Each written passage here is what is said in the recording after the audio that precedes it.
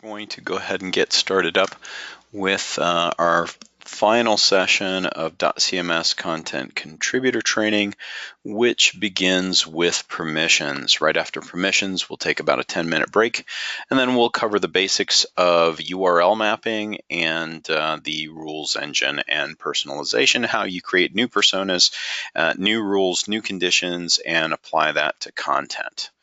But first, let's go ahead and examine this little permissions section here at the beginning of session 3.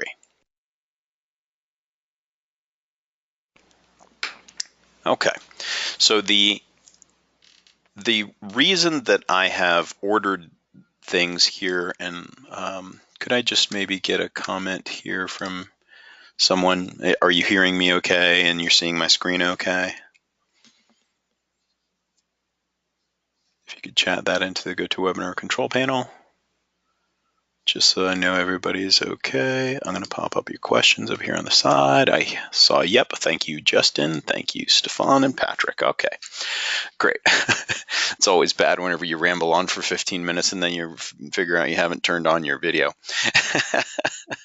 And people are yelling at you in the chat area. Okay, now that we're good there, permissions.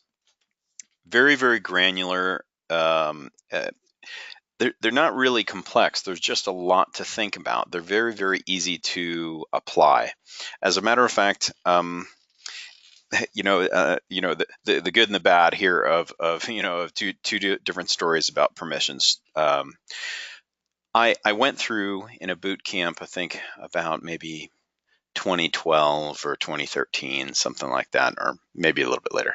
I went ahead and did a complete kind of training on permissions, a complete coverage on permissions, the same way that I'm doing it with you now. And it takes about an hour to cover permissions, right? And then I said, okay, now that I've gone through and showed you how to do it, I'm going to fully permission a brand new role, a brand new set of access. I'm going to give this brand new role access to content types, containers, templates, areas of the website manager, the ability to upload assets, everything. And I'm going to do it in 120 seconds. I'm going to do it in less than 2 minutes. So somebody start their timer. Let me know whenever you started it on your mobile phone. And then I completely set it and logged in. And I think I had 7 seconds to spare. So once you actually understand permissions, applying them is really easy. But getting a grasp of everything that you need to permission and what permissions affect other permissions, and what about front-end permissions as opposed to back-end permissions, what about front-end form users, there's just a lot to think about. The second story is that it does take a lot of experience. I've even had my CEO, call me for complex permission schemes that had to do with system host permissioning and host permissioning, to say, you know what, and he's 100 times smarter than I am. And he's just like, I've been at it for 20 minutes. I'm at a total roadblock. What is the deal here? And I'm not a Java engineer like he is or anything, but just going through process of elimination, just the way I'm showing you right here. What to look at first, the host permissions. What to look at second, the parent folder permissions. What to look at third, the work folders where they actually create file pages and stuff. The content types they have access to, the categories that are applied to those content types, the templates, the containers. Looking at things in just I just went right to, okay, let me see the host permissions. Let me see the content types. Okay, they're supposed to be saving to these folders. Let me see the folder permissions. Let me see. And it was boom. I had it solved in 5 minutes, only because I've done this so many times. It's not brains here, it's experience. That's why I think, just sit back, relax, try to absorb the concepts. We're going to have this on video. It'll probably take a few times to review, just to, feel that you're truly expert at it. And there are 2 different warnings that I'm going to say. Look, don't check box these cascade options whenever you're applying permissions. Just apply the permissions to whatever you're locally looking at, and don't say, oh, I want to repermission everything underneath the host or something way up high. It'll give you two different warning boxes, whenever you do that type of thing. So I'm going to warn you, to try and not cascade permissions. Try and not affect things that you're not looking at until you are truly an expert at permissions. I am not scared of those boxes because I know exactly, or those pop-ups, because I know what they say. I've read them many times. I understand them, and I know when to apply them. But at the beginning, if you're not comfortable with permissions, just apply permissions to the object that you're actually looking at, and then go and log in as that user, right? And that's what we're going to, kind of cover those best practices. Okay. So I'm going to set up a complete user to kind of some of the areas that I've been working with and the content types that I've set up with you in the previous sessions. And one by one, we're going to permission a brand new user in the system, talk about things, take our time so all the concepts come across. But this order here on this agenda is for a reason. And if you ever want to just review this agenda, it's just a content architect agenda. If you're applying permissions, you want to go to .cms.com. You want to go to services and training and click on that content architect webinar agenda. I can even copy that link address for you, paste it into the chat here. And I don't need that force download equals true. And I just sent it there. It's kind of an ugly URL, but that'll do the trick. Okay. But it's always here under our training courses and webinar agenda. Okay, so I'm going to log into the host we've been on. And admin. Oh, I didn't want to recover password.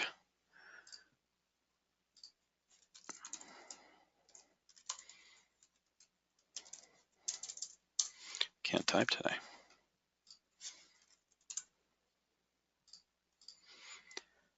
Alrighty. And so I'm going to set up maybe even another subfolder in here, and I will say maybe this one would be, I'm just going to make up some departments here.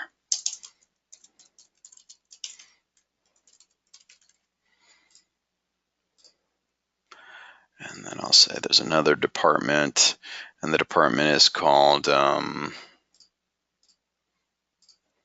support. And then I'll make another department called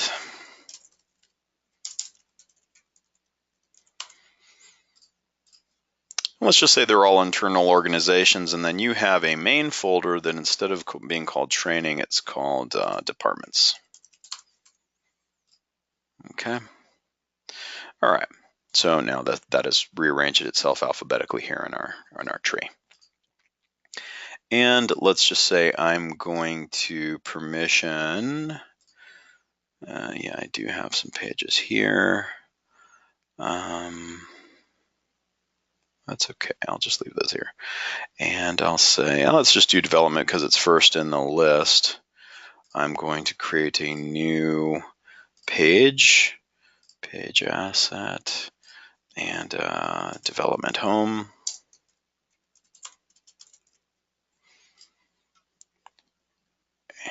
And I'll make that the index page. That's how you make it if there's 20 pages, this is what do you land on. And I'll do the quest, 2-column with side nav, and save and publish that. And I don't want to put any content yet. And maybe I'll even put an images directory here. And then we'll start permissioning this guy.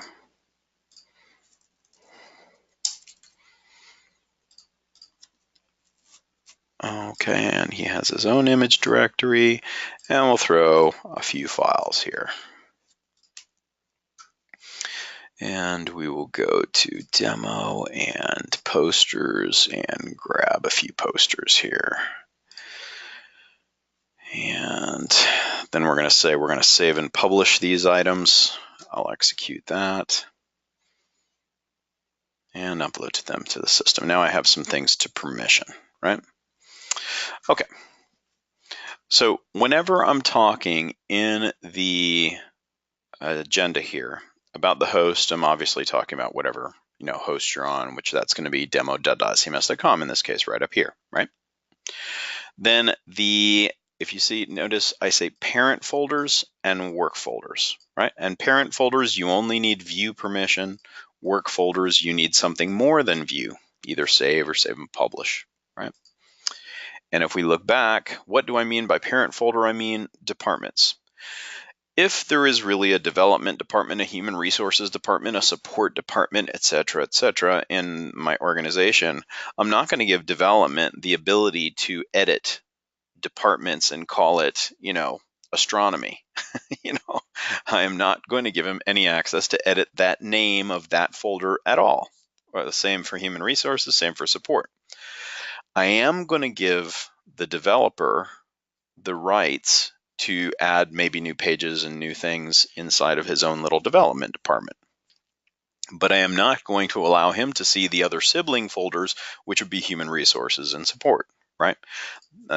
Each of the groups are only going to manage exactly what's inside their own folders and only see what's exactly in their own folders. And even though I'll give the human resource officer some of the same content types, none of them will be able to see the child content created using the same exact content type because they're all going to be forced to save to their own folders. And the content that they create will inherit the role permissions that I place on those folders.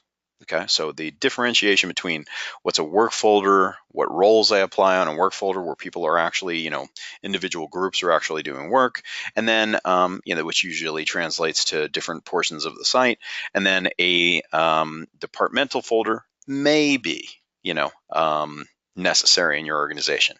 If the only thing you have are webmasters who control the entire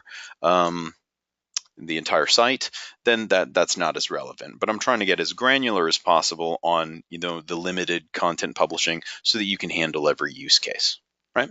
Or if you're setting something up for, if you're a partner and you're setting things up for a client, whatever use case they have, you can actually know how the permissions need to be set up to enable viewability to all of the objects that you're creating for them, right? Okay, so we're going to do host, and then that parent department folder, the work folder is going to be the development folder. Then we're going to cover all of the content types, and whenever you think about content types, you need to think about regular content types, and then what types of page content types are they allowed to use to create pages, and what type of files they're going to be uploading.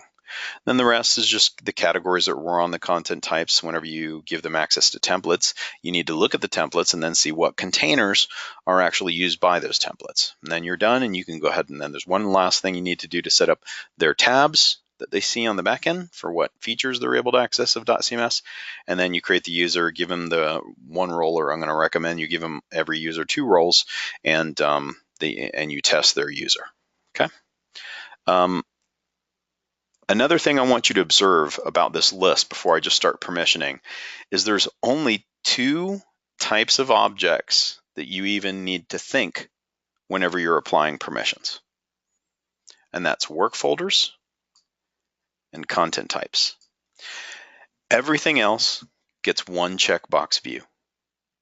So work folders, where they're actually creating pages, and content types, everything else you don't even need to think about the permission level that they get. It's just one checkbox.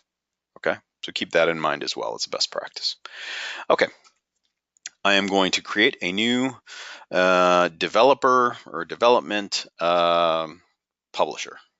Okay, so I'm going to come down here to System. So I'm going to close my browser for right now, site, and go to System and Roles and Tools. Okay, now here I have intranet role, a publisher legal role, and then some system roles, right? That are our CMS admin role, etc. But you don't need to worry about that. You just set up a brand new role here.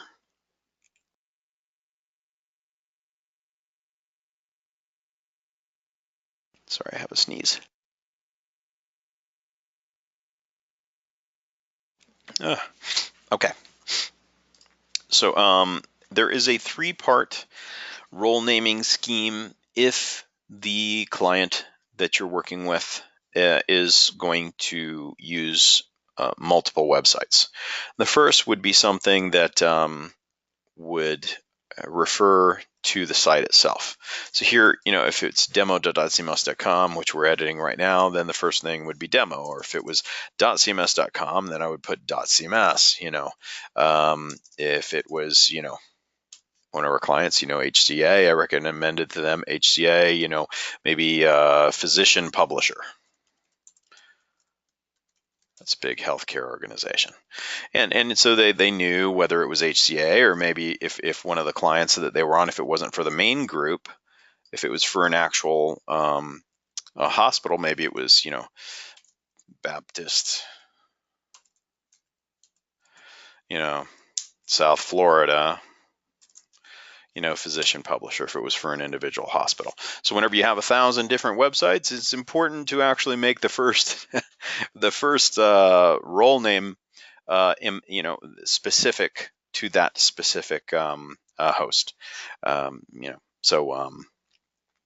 you can combine system role, and you can, there's all sorts of things you can do for multi-tenant that could, that you might want to consult for. But if you are just doing one website, you don't expect any multi-tenant whatsoever, you could forego that very first naming nomenclature and then just say, development publisher. Right? But I'm going to just assume it's multi-tenant and use a 3-word scheme there. You don't really want to get much longer than that, because then it becomes real long in the tooth in the UI, And I might even say maybe I can make that even shorter. I'll say, developer publisher, then here, this key is extremely important. And I like to camel case just because I like to camel case, not because I have to. Okay, this key is very, very important because it allows the synchronization with Active Directory.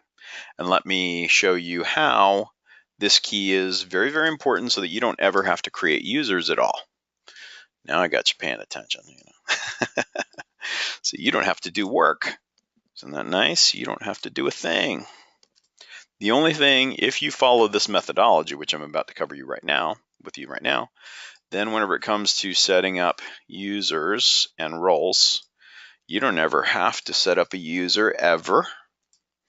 You just do the following. And let me just close all this other stuff I had open here in Text Wrangler.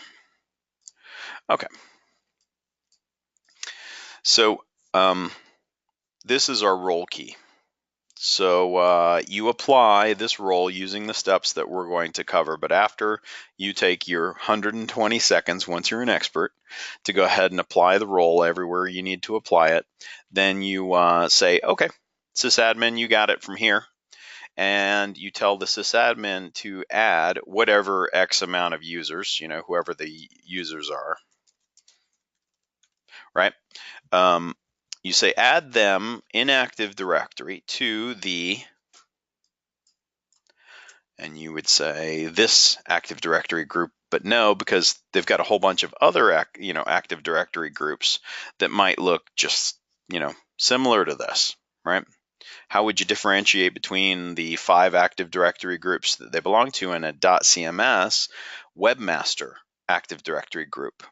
So we give a prefix in our configuration. If you just do, Active Directory or LDAP in our documentation, you do a search, you'll see how to configure, LDAP.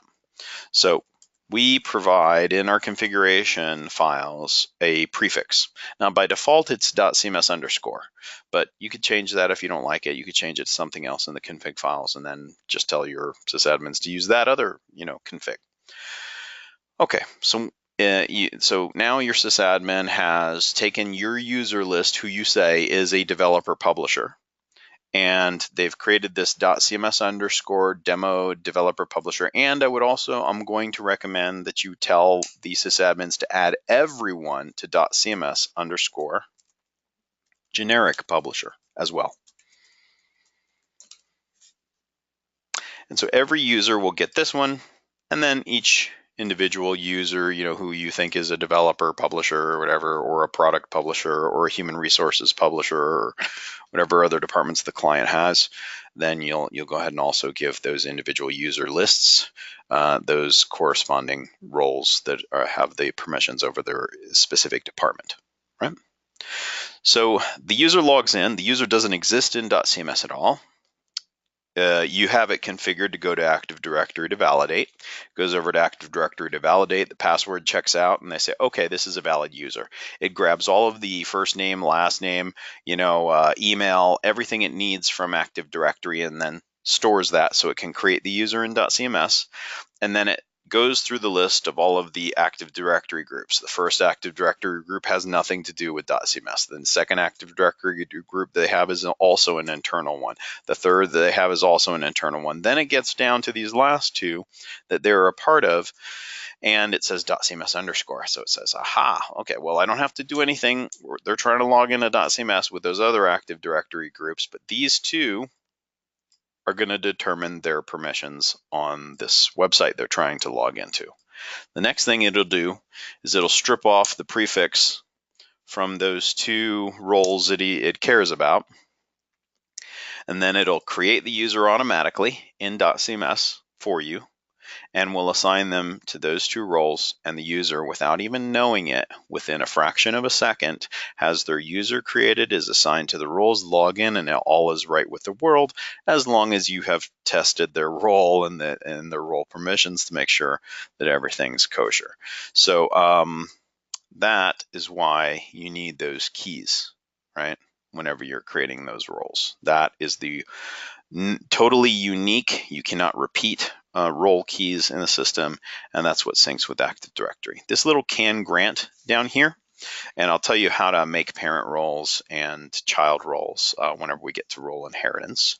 So we'll skip that for now, but if you create a top level role, it's just called system. And you're going to see it right on the main list here. It's not nested underneath another role. Can grant literally means, can I assign users to this role? Can I assign permissions to this role? Can I assign tools, which are these things on the left-hand nav, right, to this role? You want to checkbox all of those at the beginning, and then later on, if you decide, you know what, I don't want any more users assigned to this role, you can uncheck it. And then even other webmasters cannot assign users to this role until you come back and you check this. But that way you can tell other webmasters, hey, I'm disallowing this for a reason. Maybe you should check with me before you, try to apply more users to this group. And the same goes with, more additional permissions or additional tooling on the left-hand nav. Okay. So normally this is exactly the way you're going to set up every role in the system. You click save, right? So now we see our, did I click system? Oh yeah, I did. Okay, so somehow I'd clicked on system and I create them as a nested role. Darn it. Okay, so let's go back out here, and instead of clicking on system, let me hold down the control button and just refresh. Okay, sorry about that. I had actually clicked on system there. Yeah, that's what it's supposed to say, root role. So let's do that again.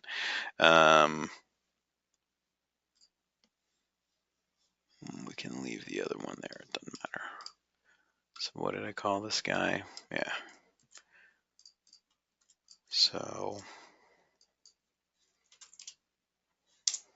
demo, developer, publisher. And now that he is a root role, we'll save. Okay. Really messed myself up here. I'll just quickly change his role key. I'll just delete it. Okay. Now I do not have that selected. And demo, developer, publisher, or root role, and perfect. Okay. If I click on another role, then I can create roles underneath that are managed by that top level role. So that's what I had accidentally done. I was kind of clicking around showing you the different roles in the system, and then I forgot that I was still selected on here. Okay, so we're clicked on Demo Developer Publisher, and he's highlighted, so I can see I've got no users here in the system so far. I can immediately start applying permissions, and I can immediately start assigning tools, which are these things on the left-hand side, little portlets that have features in them. And you can totally design, you can create your own custom tool group. You can click in on any of these roles, and you can assign other tools. So if you want any of the tools you see on the left-hand side here to be available under any of these, it's totally configurable. So if you want to see plugins under CMS admin, you could. Okay. All right. So I'm on my developer role. I don't want to assign users yet. I click on permissions. Okay. Now, if the system and CMS administrator role is the role that I'm logged into right now, and that is the absolute God level role. Right? I've got access to everything in the entire system. So that is the max role, and that's all I have to have. That's all I have right now, and nothing can stop me from getting access to objects except maybe locking roles and very few things. And I can still undo it even if there's a role locked by another administrator. Okay. There's also another system role. It's CMS Anonymous. That's all you have to do. You put that on your folders and files in the system, and that makes sure that it is available to the public.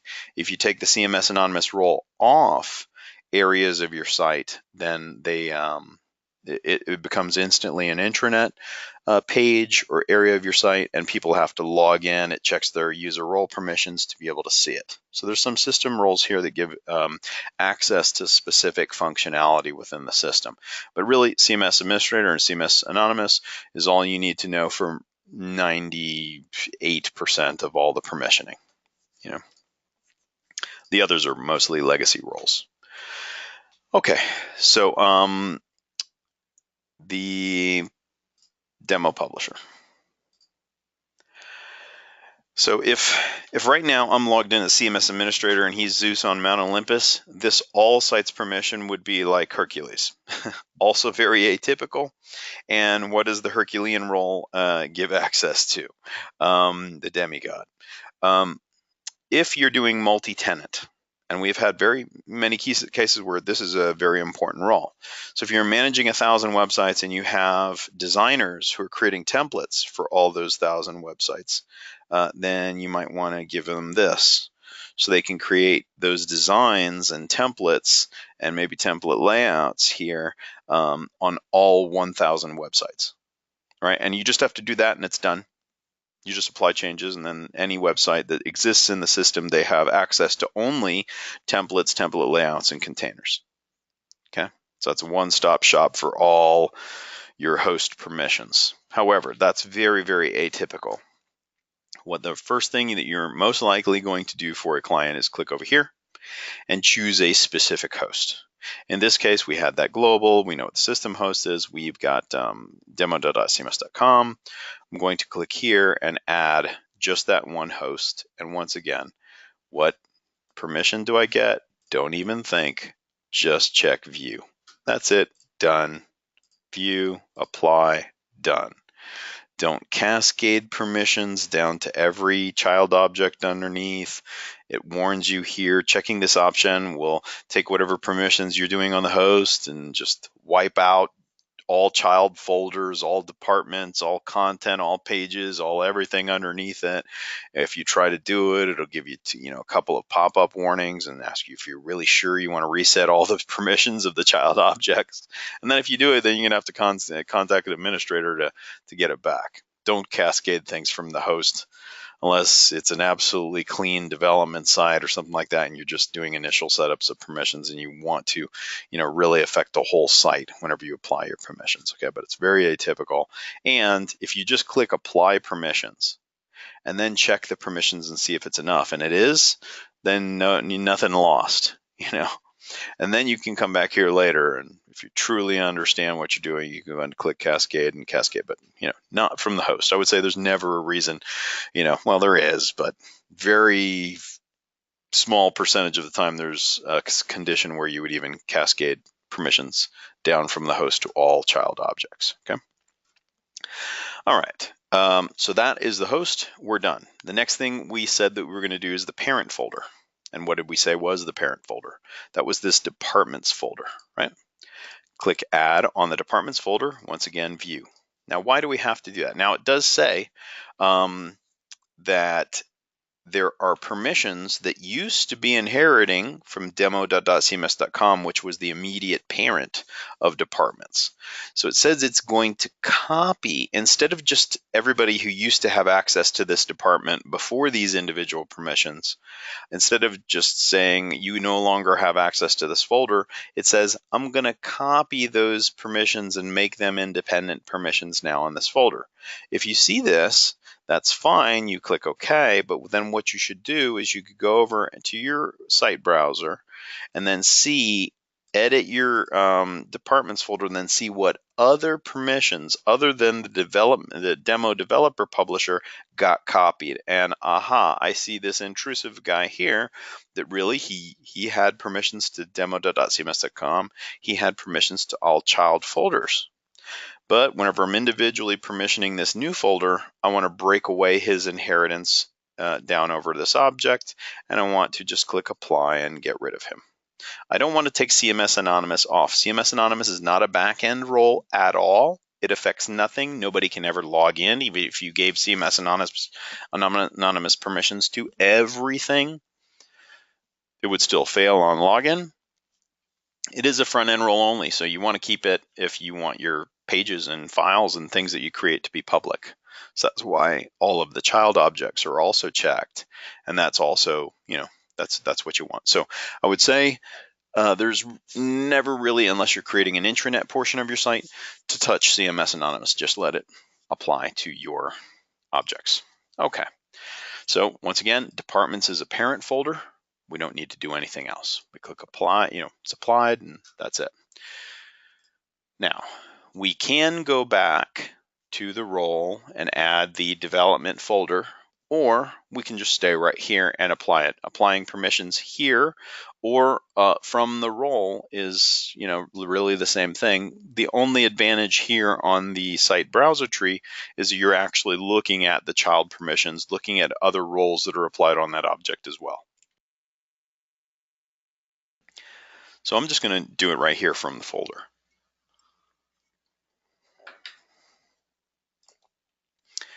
Okay, if I click on permissions here and I click permission individually,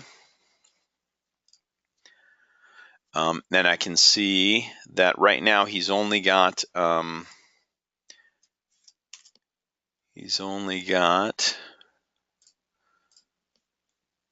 permissions. Okay. He's only got CMS Anonymous, and he's got this demo developer role here. I've permissioned him individually. And now I'm going to click. You have to click individually because you could have 1,000 roles here, right? I'm going to click individually. And this, because it's the development work folder, then, according to our plan, whenever you get to the work folder, you need something other than view. You need either a save or a publish. So we're going to say that, yes, you can edit and create new child folders. Yes, you can publish. This user can publish because we said he's a publisher. New pages. If I was going to create someone who only had save permissions, maybe I would name that contributor or assistant or whatever you want to do. I use contributor for people who can't save and publisher for people who can publish. That's it. Or a contributor for people who can only save. And then do I want them to have publish rights over content types that are actually saved, like a form or something like that is saved to the developers area? Sure. Content and files that are saved to this work folder? Absolutely. I think rules for the most part, unless you have really advanced kind of users or have advanced marketing needs or something like that. I would keep them away from rules engine rules on pages that are inside of that folder. So typically that's avoided. Sometimes even menu links. Some webmasters don't want to give publishers the ability to affect local navigation items. So sometimes they even stop menu links from being applied. Let's go ahead and do that though. And if I applied the permissions right now, then this user wouldn't be able to do anything inside of this directory except manage the objects that are already there. But this user would not be able to add one new folder, one new page, a new menu link, work with the content types that are in that folder, or work with the files that are in that folder. Or create new content types within the folder, or create new files within the folder. This user would only be able to edit existing objects that are already in the folder. And we have had some clients say, look, I just want these users to manage what's already there. Replace the content that's already there, but not add one new item to the page. They just change the text whenever it needs to be updated, and they click Save and Publish. That's it. And that's fine. The reason why is because there's this add to. And if you can't add to, you can't add one single thing new, even if you have full permissions to the child objects below. So that's a way you can actually allow people to even publish changes to the existing things, but not allow them to add additional objects. Okay. So this add to is kind of a master yes or no on new child objects. Okay. Now that I've clicked the add to the demo developer publisher folder, and I have these child folder permissions, let me conversely do this. Right now, even though the demo developer publisher has add to this folder, this user cannot create any new localized menu links at all, right? Because all of these permissions down here, the child objects work in conjunction with the add to. And if you can add and you have permissions over the child object, then you can add new. But this user does not have permissions to create menu links, period, or rules, period, right? So the add to works together with those child permissions down below. Once again, there is a reset. So if there's a whole bunch of subfolders created inside of the demo developer publisher folder, then I could cascade them down at this level. I'm already inside the host. I'm already inside the department's parent folder. Now I'm inside my work area, and maybe there's an images directory that I want to affect, right?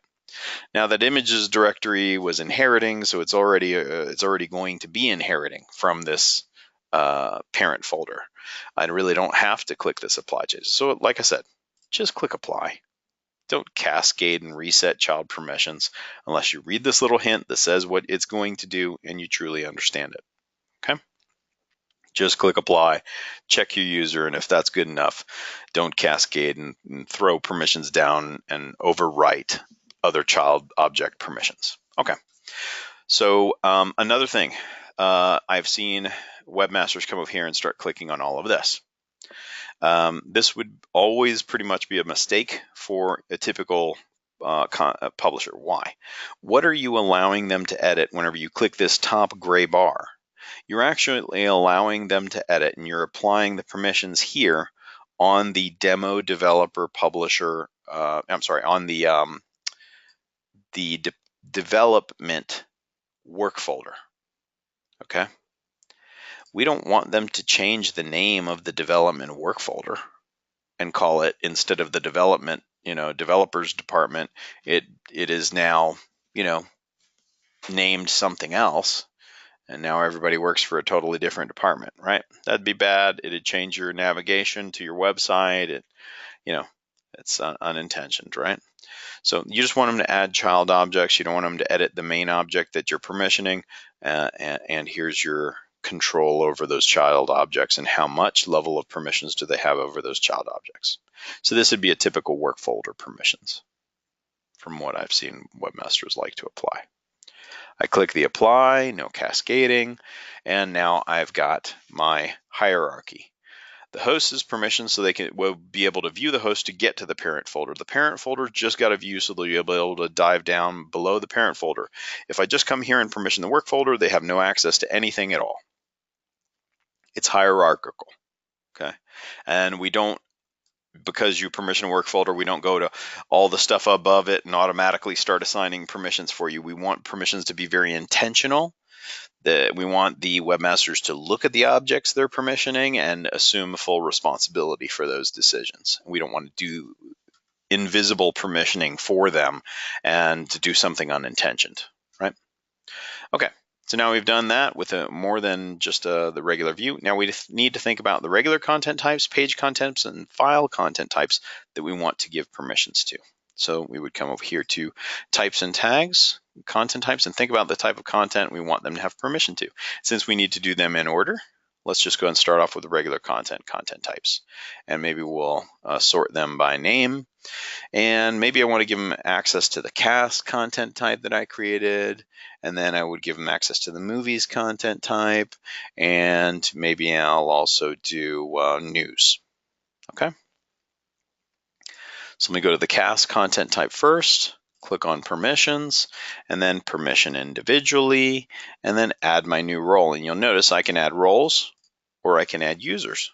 So if you do have an exceptional user, after you apply your role, you got your demo developer and you click publish, and I want them to have publish access over all of the content they can create with this cast content type, right? I could also add one person who doesn't have that role but happens to be a really, really savvy user, and I want that person involved, and I can involve an individual as well, right? So I'll click apply, and I didn't give him any permissions, so he disappears if he doesn't have permissions. Okay. Now in this case, I'm going to click this reset button. Why? Okay, and for content types, you may wish to click it. There's a whole bunch of cast members for those movies that are already sitting in the database. By default, whenever you permission a content type, you click apply without clicking the reset, you are only affecting the content type. And now this user will be able to have access to all cast members in the system that are saved to his own little department, but he will not have any access to the previous created content that's sitting in the database. Clicking apply affects only future permissions. If you want to go dig into the database, look at the content that was already saved a long time ago, and redo the permissions of the content that's already existing, that's whenever you click this little check box. Okay. And for content, that might be, if you've created some test content you want them to see whenever you're developing, or imported a whole bunch of content from another system you want to give them access to, you can apply. Now, anytime you click one of those checkboxes, it'll say, this will change the permissions of all objects in and beneath the selected site or folder and may take several minutes to apply. Are you sure you want to cascade these permissions? You click OK if you understand. And now it's cascading over the existing cast members. Of course, it's only going to take a fraction of a second for only the few cast members we have, right? Now, my relationship between cast and movies, obviously I got to give them the access to the movies content type as well. So I'll just type MOV, and it instantly finds it. I didn't even have to press enter. I go to permissions, permission individually, and I go ahead and do demo developer publisher. And click publish, and I'm also going to reset over all those movies. I want Ratatouille and I want The Incredibles to have the permissions, right?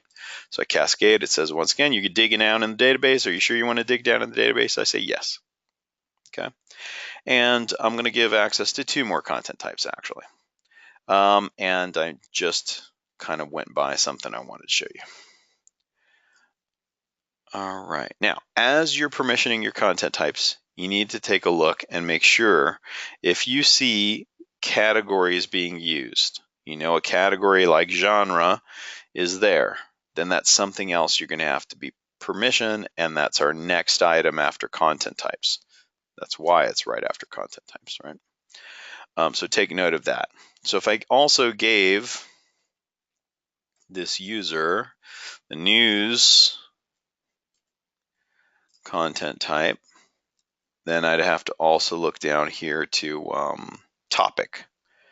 That's another category, and you see categories look like this with this little icon right here. Okay. So I also have to take note of that. Demo developer publisher, click publish and apply. And I don't want to affect all news that's already in the system unless it's already inheriting from, the content type. And let's see, generic.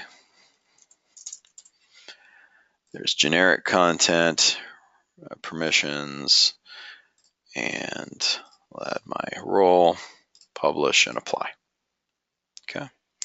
Okay. So that's my regular content types. And I've taken a note that the topic category and the genre category need to be permissioned. Well, what about uploading files?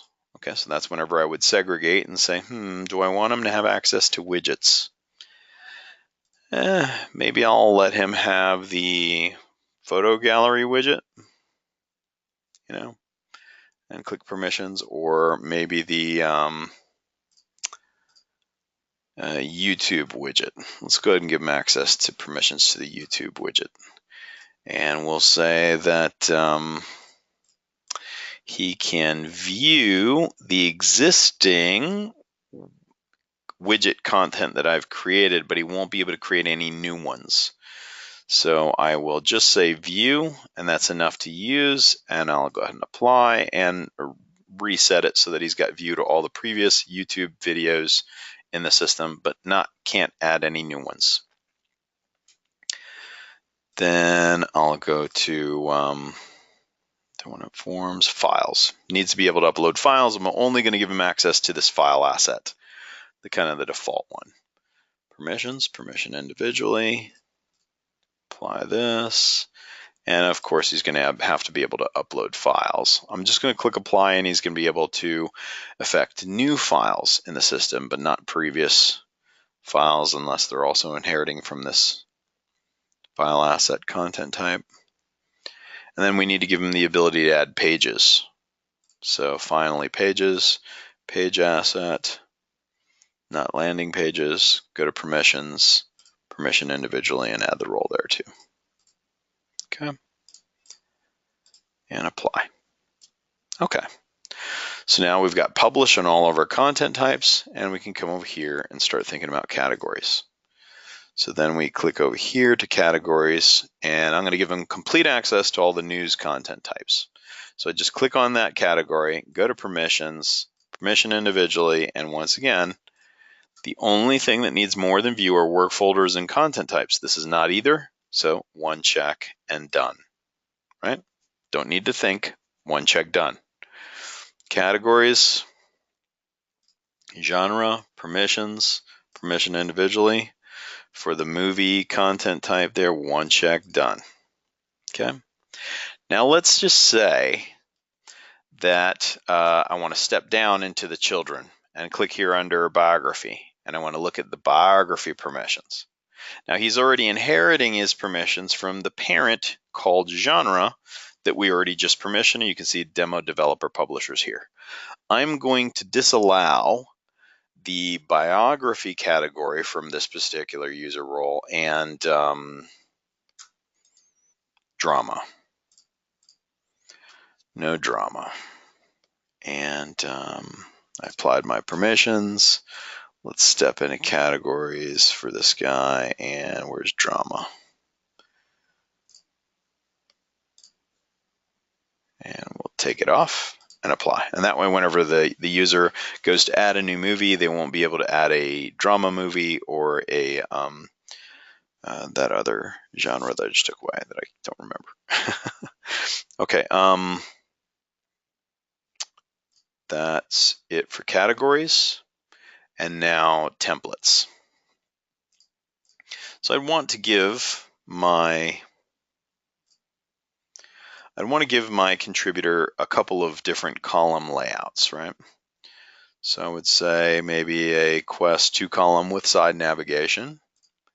Give them this kind of default template. So go to permissions once again. This one has no permissions whatsoever. I only need view. You don't need anything other than view for templates and containers, right? One checkbox, but you do have to say, this one is using the large column 1 container and also the default 2 container. Do I want them to add content to both of those containers? I don't want them affecting the subnav, so I know that's right out. I'm not going to touch that at all. And I'm going to be mean, and I'm going to say, you know what? I'm going to allow this user to only change large column 1 content, not default 2 content. Okay, so we'll kind of segregate the permissions on in the individual pages. All right. So I've already gone to permissions. I've already applied it to the template, but I'm only going to take record of the large column 1 container for right now. Then I will step back to templates, and I will give them access to my custom intranet movie template. Or yeah, I'll give them both of the movie templates. And that movie template, I only want them to have access to my movie container, right? And then I'll also give them a quest 1 column option, which if I look, that's using the large column 1 as well. Okay, nothing to add to my list, right? Except permissioning this one template. Click view and apply. Don't think about anything. I go to containers, and for my other, kind of standard templates, I only have 1 container to permission. Go to permissions, apply the demo developer publisher, click view and apply. That's it. He's got a permission to both of the containers used by that template.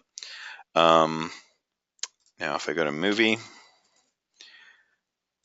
I click search, got my movie, I'll give him access to that template as well. And there's a container called movies.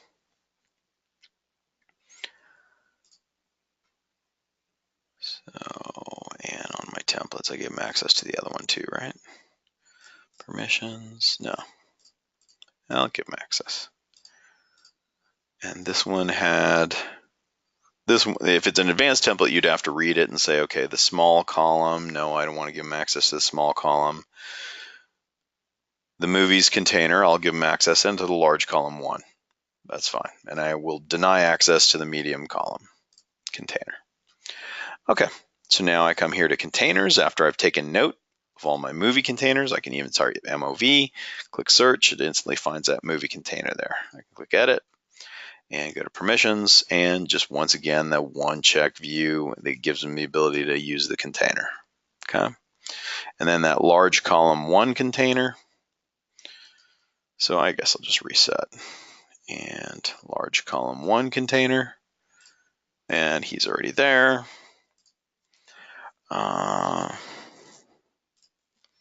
That was my,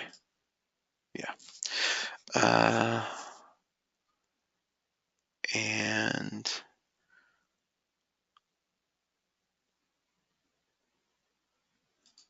I'll give him access to medium column 2 that's used by that other one as well.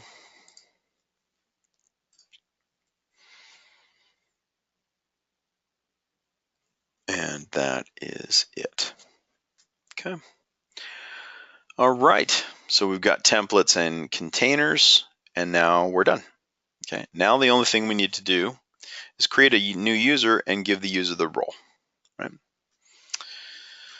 But before we do that, we're also going to go to roles and tools, and we're going to create that second role that I talked about, which only is tools. It's just a real basic role. So I'm going to add a new role, and I'm going to call this generic publisher. And here I'll just gen pub, something like that. Can grant users roles tools, click save. And then for generic publisher, I'm going to do one thing and one thing only for every single one of my publishers. I'm going to go to tools. I'm going to say, there's 2 different site browsers configured here. One's got templates, containers, time machine, and publishing queue. I'm going to pick site editor, but I'm going to edit this and I'm going to add time machine and publishing queue and the site browser. So I can click here and maybe I want to call it browser. You can do whatever you want, if I can put my finger on the right keys. And then here under the tools, in addition to the site browser, I'm going to give them the time machine so I can start typing time. There we go. You have to click add. So now it becomes part of the submenu. And we want the push publishing queue. There we go. It's called publishing queue. Okay. And click save. And then I'm going to check box browser, content, and the home tab. But in the home tab, I don't want them seeing the Google Analytics dashboard, and I don't want to add another two tool groups. So I'm just going to take away that, certainly the legacy dashboard and the regular dashboard. I'm just going to make it just workflow tasks, and that's it. Okay. So my generic publisher tools.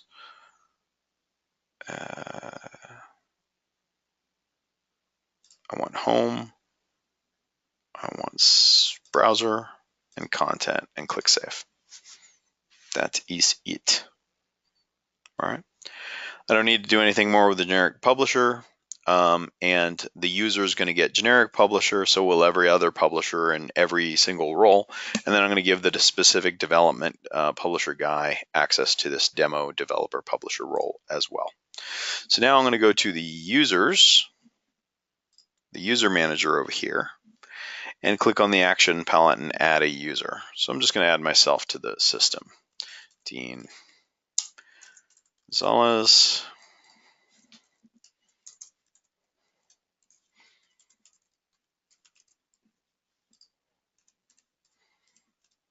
I'm just gonna 1, 2, 3, 4, 5, 6. You need to have at least 6 digits and a password. Second, you save the user, then you can go ahead and say demo developer publisher plus generic publisher.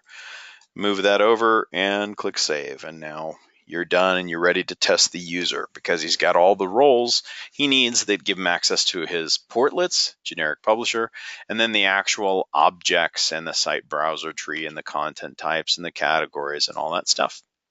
So how do you test the new user that you just assigned to those 2 roles? You click in here and you say log in as. So I'm going to log in as me.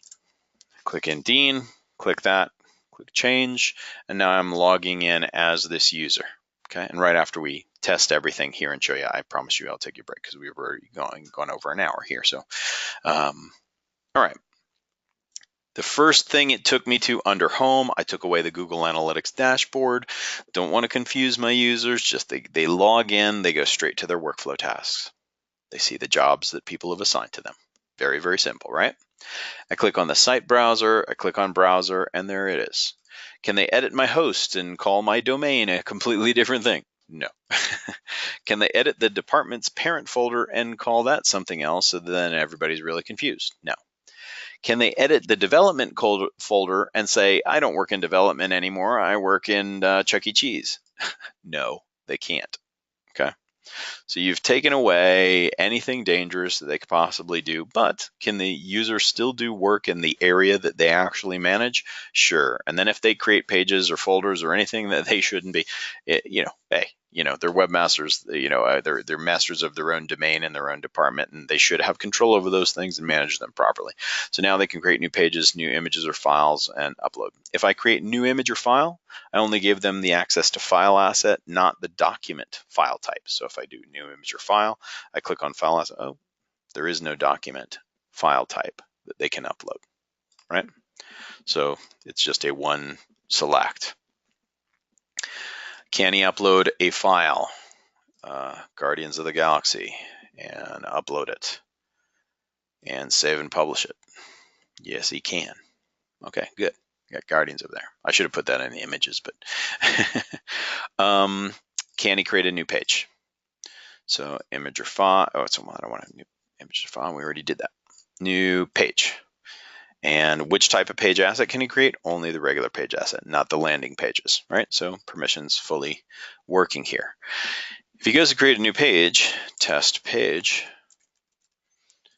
then what templates can he see and use? Only the ones that I said, right? So there's the 2 movie templates we created earlier in our training, and then the Quest 1 column and 2 column just for a little bit of variety, right? So I will choose The 2-column with side nav had one container that would deny this user. So I actually want to choose that one to show that. Got to show the good stuff and the bad stuff as well, what they can and they can't do, right?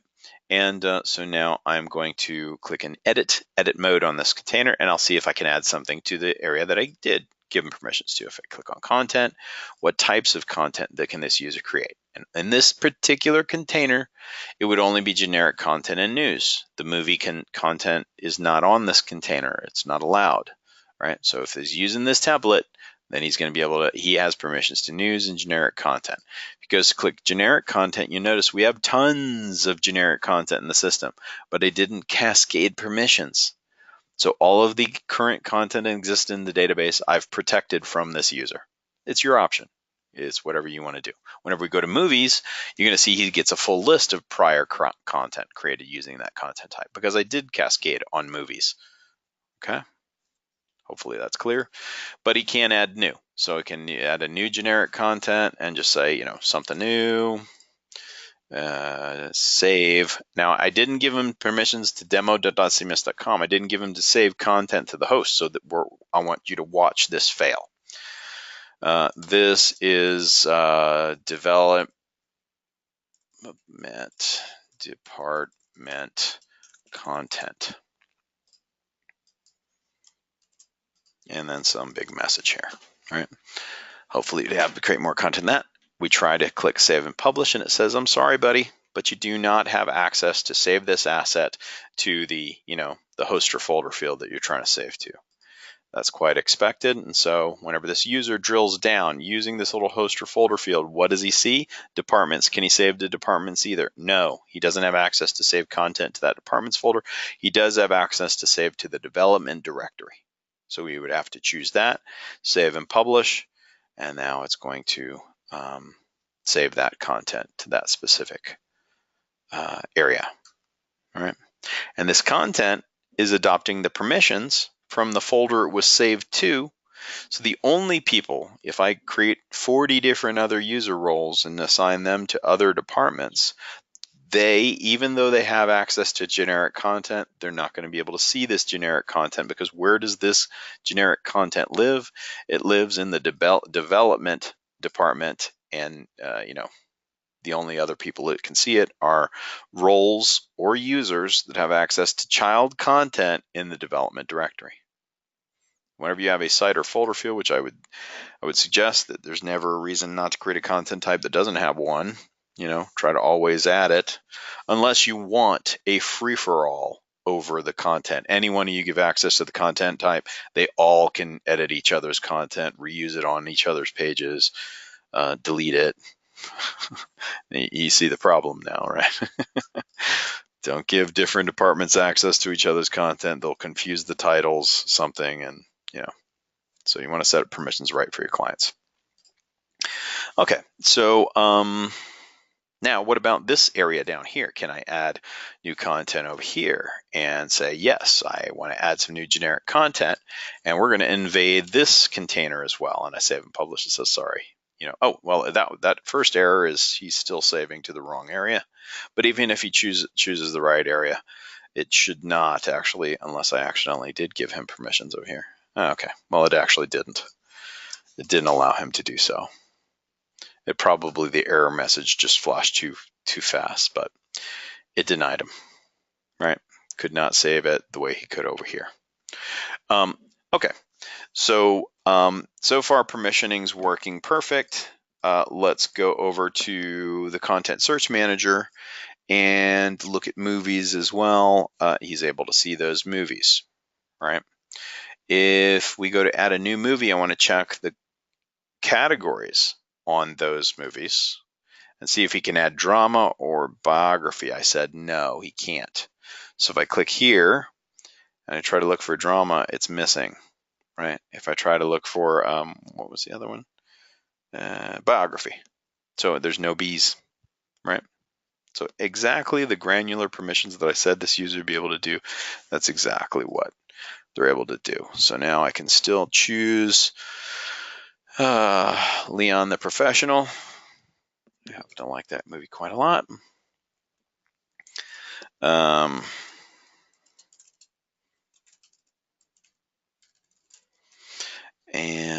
some release date, whatever. I'll pick a past one so it'll automatically publish, and he can use that, genre there.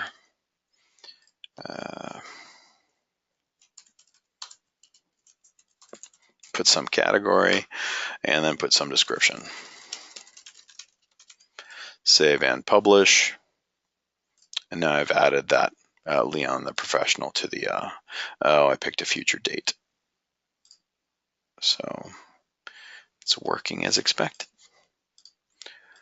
Save and publish. Now it allows me to publish, right? That's Time Machine working properly. Okay. So he's able to, he added that to the system here, but now can he add it to a page? So let's go to our test page here, flip our template so we can go to page properties, flip the template immediately over to Dean's movie template, save.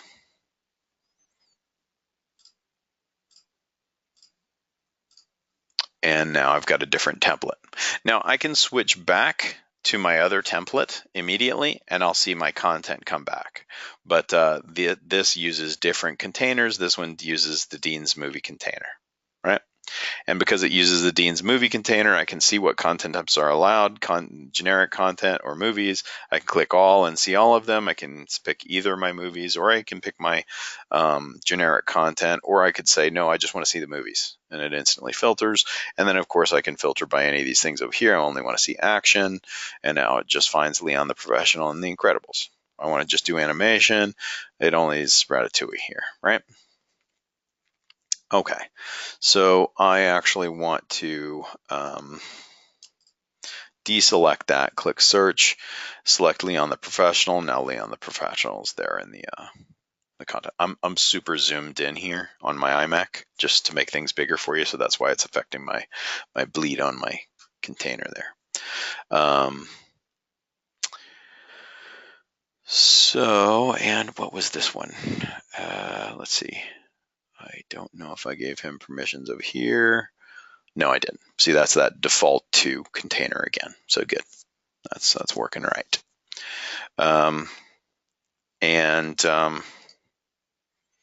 This user can make, save pages to this particular folder, right?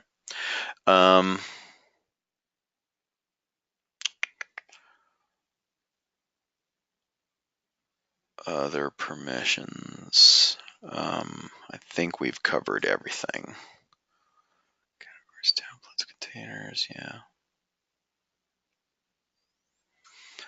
I guess the only thing we did not add was news.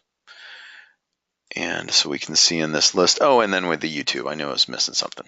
Okay. So news, I did not cascade for news either. I only cascaded for movies, so we can't access the prior news, but can create new news. It, respects my geolocation. I can open up my map and find myself. I'm right here in Costa Rica, and add whatever tag. If I put great, he has access to the great acting tag. Put in some new story. And click here and to see if he has access to the topic category. He does. He can make something about investment banking. Put a little caption down here, choose an image or file, and add a new headline.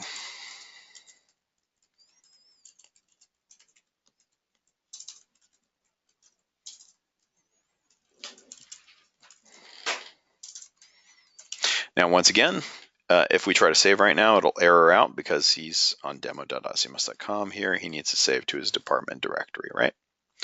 Okay, so it's all saved, and that new content has been created in the system to publish on 8/8. Right? So everything's working great, but what about widgets? Okay, so go back to my test page, and I want to add a movie. Let me see if, he doesn't have access to there. I want to give him access. Okay, so I'm going to add widget over here to this side. And I said YouTube. All right.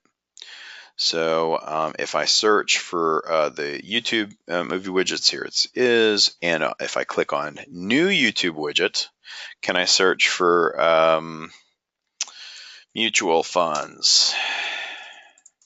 Something like that, and click search. Sure, it'll find mutual funds on YouTube. I can click this guy who's talking about mutual funds. It'll grab all of the data, but I did not give him, I only gave him view permissions. So whenever he clicks save, yeah, you don't have access.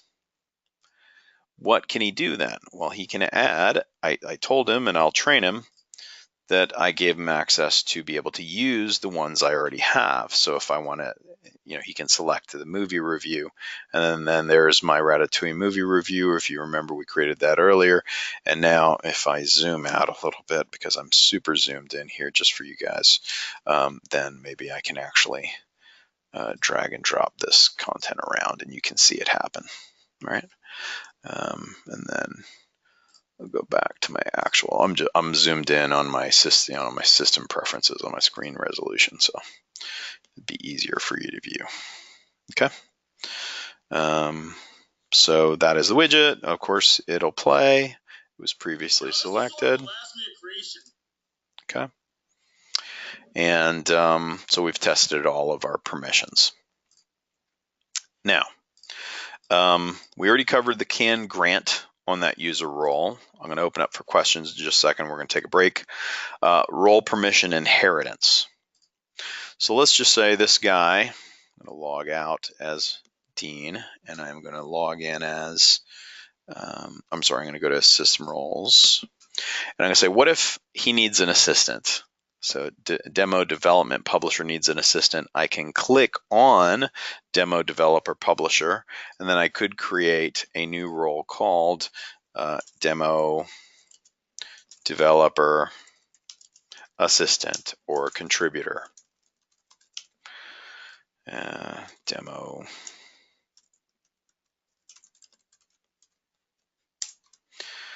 And now whenever I click save, then what that means is that will nest underneath the parent role.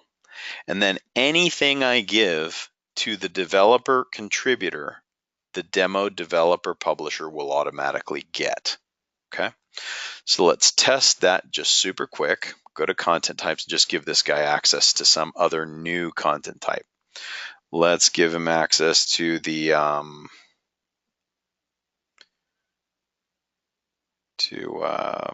promotion content type, because there was a reason. Promotion content type. This one has no host or folder field, so I have a warning for you here on best practices. So I'm going to permission individually and add not the demo developer publisher. I'm going to add this contributor guy. Let's say he has edit permissions over this, and click apply.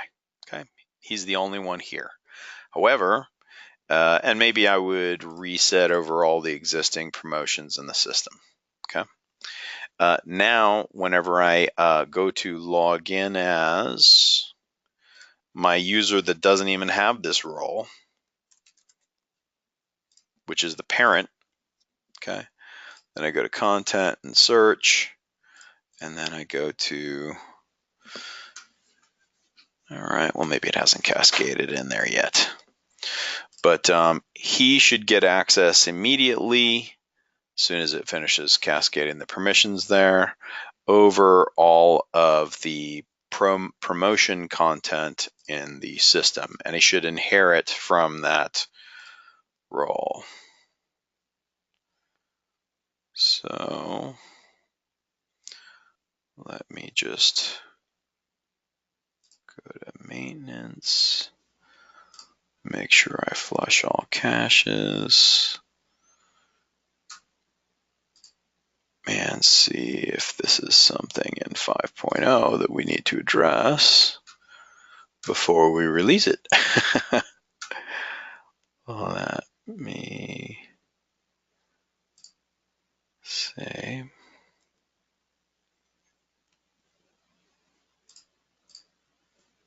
types and tags, promo, and He's the contributor. It should have automatically added the parent role as well. So let's see. Let's try logging into him one more time.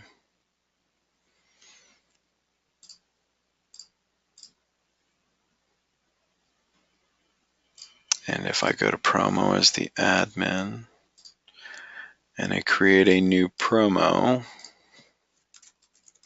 let's just check the permissions. Yeah, whatever. This probably has to be a real link.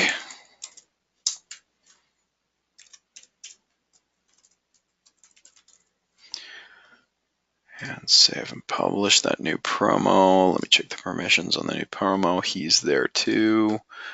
Log out and try one. Oh, well, I didn't want to do that.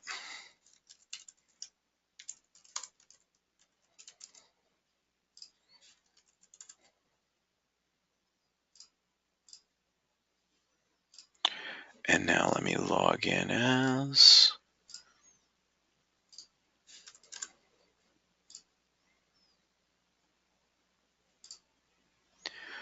And let's see, he should be seeing the ability to add new promotion. There it is. Okay, just had to cascade in the system. Well, I'm glad that we don't have to report a bug there.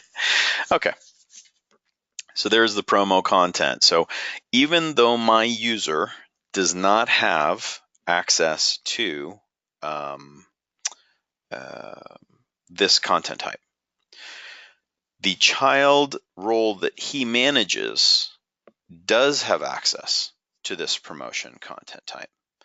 And by proxy, he gets management over anything that that user does. Now, if you wanted to give this user additional permissions over promotion in addition to what that other user has, then you would have to go to the promo content type and you would have to add the publish permissions, because right now, if you look, he's only got the same exact access as the other guy. He can only click save. He can't save and publish. Right. But at least the person who he's managing, the people who he's managing, can't do things that he doesn't have access to, and it makes your life as a webmaster much easier, because anything that you give to the children, the child roles, will automatically, the managers will get access to without you having to go back and redo everything if there's 3 different levels of roles 3 different times. Right. So that's a nice convenience there. Okay, so now let me log. But I wanted to, well, I'll just go in here as admin. Okay, this is the wrong thing about setting up a content type like this. You notice that I just instantly saved this and I didn't have to choose a host or folder. So that this means the permissions for this promotion content doesn't come from where it's saved to. So it's never exclusive at all. This is the type of content that whenever you create it, everyone who you give permissions to the promotion content type, you can see here, the promotion content type is the parent of this content. So if you have 40 different departments that all can create promotions or news or something like that, and you don't put a host or folder field, then everyone will be able to see everyone else's content, even if they're not in the same department. If you put a host or folder field and then you only give them permissions on the site browser to save to specific areas of the website, right? Then all of them can use the same content type. Every single department, human resources and support, but support will only see promotions from supports, that have to do with support. Development will only see, promotions that have to do with development, and human resources, same. But right now, they all will be able to see each other's promotions because the promotion content type does not have, go to promo, it does not have this field right here, which is called site or folder, but I'm going to add it right now. And I'm going to say it's required and user searchable and click save. Okay. Then if we go back to the content now that content type I think is done right, and I can open it up here and I can say this is a developer promo. Now, if I want all sites to see this content, I want it to publish to pull. So if I'm dynamically pulling promotions, I leave the value here at system host. The global website I created for my VTL. So that is not a global, maybe I should name that differently, like a, VTL repository or something like that. System host is all host content. So if you need to create a news item that's for all your websites, that's the way we kind of build in our queries. And you can control those queries and not make your polls work that way, but system host would be for all site content. But if we're calling this developer promo, then it's right here under departments and development. That's where I'd save this. I lock it for editing. I save and publish. And now the permissions on this content don't come from the promo content type. If we look at it, it comes from the department's development directory, and the only people that have access to it are demo developers, right? So if I saved, let me go ahead and save this content. I'll save this as support department content. Well, to do that, I'd have to just, let me see, because that doesn't actually have a role. So I'll just create one role here super fast. Support role.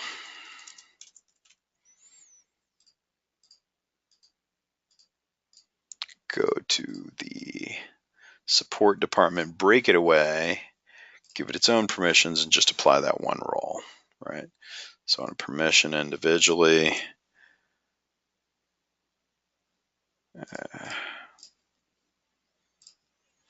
and go to the support role, click add, and take away the developer which was being inherited from the host. Let's say my support guy can do all of this stuff. And apply. Okay, now developer's role is not on here. And I'm going to create this is going to be a support.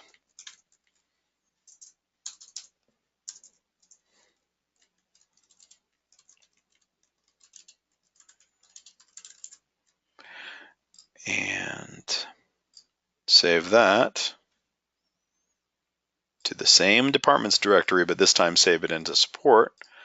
I lock for editing, I save and publish. My permissions now come from the support department, and his role isn't on there, the developer guy. So now whenever we log back in as, everybody's forced now to save to where they have permissions. I was logged in as the default administrator, so I could do it all. And now he goes to content and searching for content, and he goes to promotion, and he sees developer promo and the other guys who we haven't re-permissioned, but he doesn't see support at all, right? So that's the way you keep content mutually exclusive, is by adding those host or folder fields. Okay, system host would be for all sites, and we automatically recommend even here on our content search manager. So if we look at promos, and we edit, maybe sort it by title, we have a little suggester here that shows you your queries and how to build dynamic polls. And here's our dynamic poll here. Okay. And we automatically include the system host content in all of our queries. But you could say, no, I don't want to pull all site content. I only want to pull content from this one host. And the only thing you'd have to do is you just have to take and say, I only want the demo host. We obviously teach webmasters how to do this in our web developer training. And I don't want to pull content for all sites. I only want to pull for the local site I'm on. So we recommend that you can pull the local host you're on, and this is just the identifier for the local host I'm on, plus the system host. We recommend you build your widgets that way, but if you want to exclude content, and this will pull my promotions, obviously, that query. We'll show that in the web developer training. Okay, so that's what that host or folder field is for, and what system host is, or or publishing to an individual host or an individual folder. That's how it affects your permissions. All right. And we already covered category permission, inheritance. The only last thing before we take a break is locking a role, and that takes less than 60 seconds to show. So we come over here to roles, and we say, okay, I've got my demo developer publisher is perfect. I want to lock it because I don't want even other admins to change it. It says, are you sure you want to lock this role? If I do that, then I come over here to the site browser and I look at something he's permissioned to, and I try to edit the permissions there. I can't. It just locks on folders, content, anything that this developer is on. It just reminds other developers, hey, I've locked this for a reason. I really would appreciate even my God level CMS administrators. I'd like you to please stay away from this, right? So it's just your, don't tread on me message. However, if they really are a God level user, they only have to come here to roles and tools and say, oh, no, you don't. And unlock it. And there you go. Right. But it's just a little helpful stay away reminder, even between sysadmins. Okay. All right. So that is .cms permissions. We will pick up with URL mapping for listing and detail pages right after we take a short break. It's about 35 after the hour my time here in Costa Rica. We will come back in 10 minutes. Let me put up a little message here saying we will be back in 10.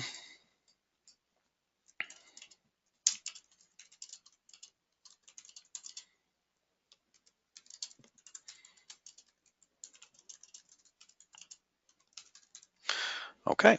See you in 10.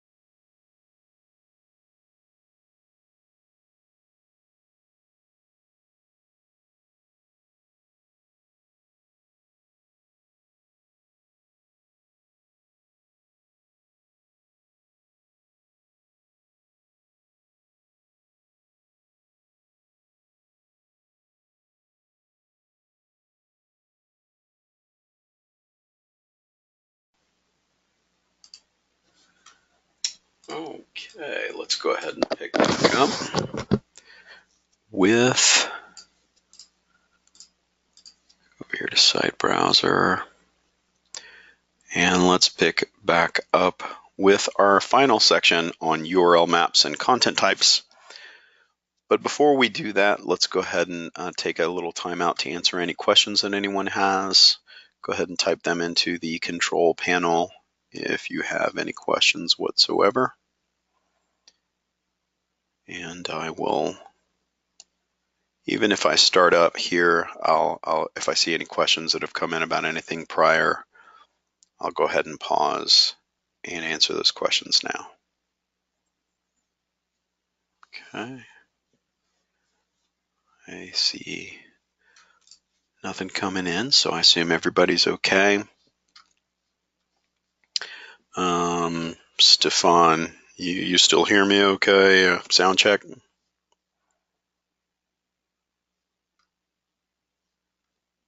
Everybody all good? All good here. Okay, great, Justin. Thank you. Appreciate it. All right, so we'll pick up with URL maps and content types. This is the way to create all listing and detail pages if you want them to be SEO optimized. Okay, so the first thing you'll do, and this is the same process for all content types, right? Now is, let's see if we actually did that on our movie content type yet. Yeah, and here is our URL title, right? And if you remember, we just did a dot parse of this application VTL custom fields URL title, okay?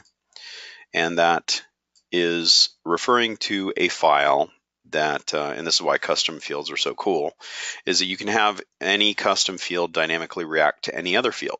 It can respond to user permissions, hide fields, show fields, react to a previous, let's say if you were picking a state, then you could automatically in the next field that's a custom field display after that first select list of states in the United States, you could then select counties or cities or whatever you want to do using custom fields, right? Very, very common to have, dynamic fields that react to each other.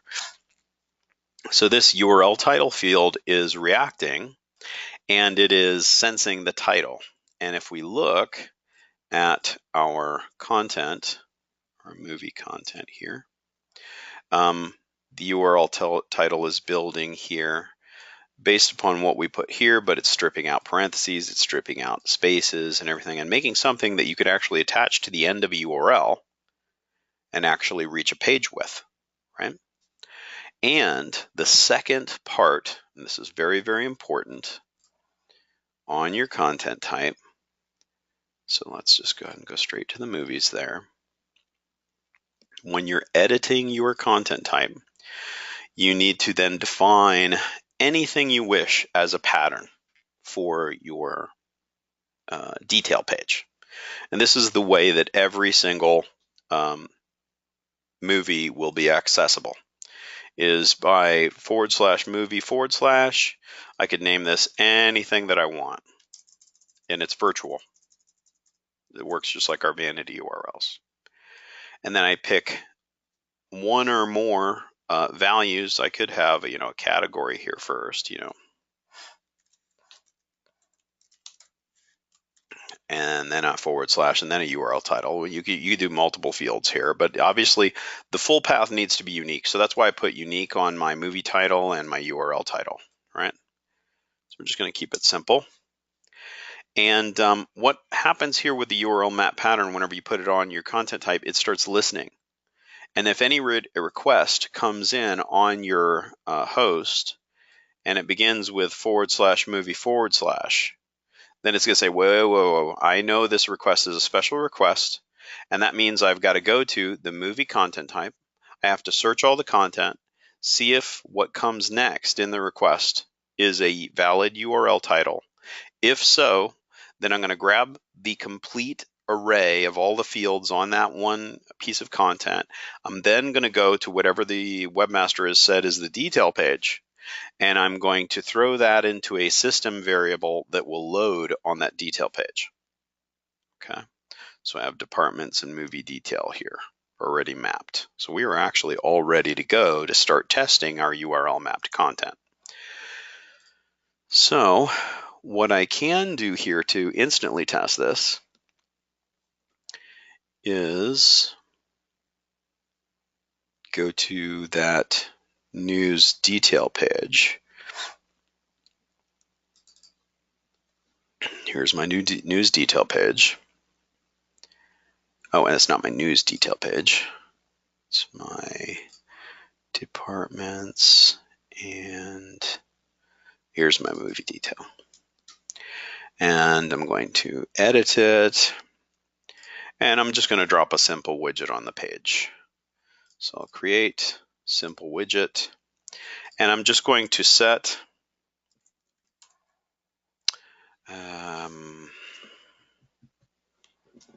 here, I'll do something that'll be a little bit nicer than just saying there's an error on the page if they get to it the wrong way.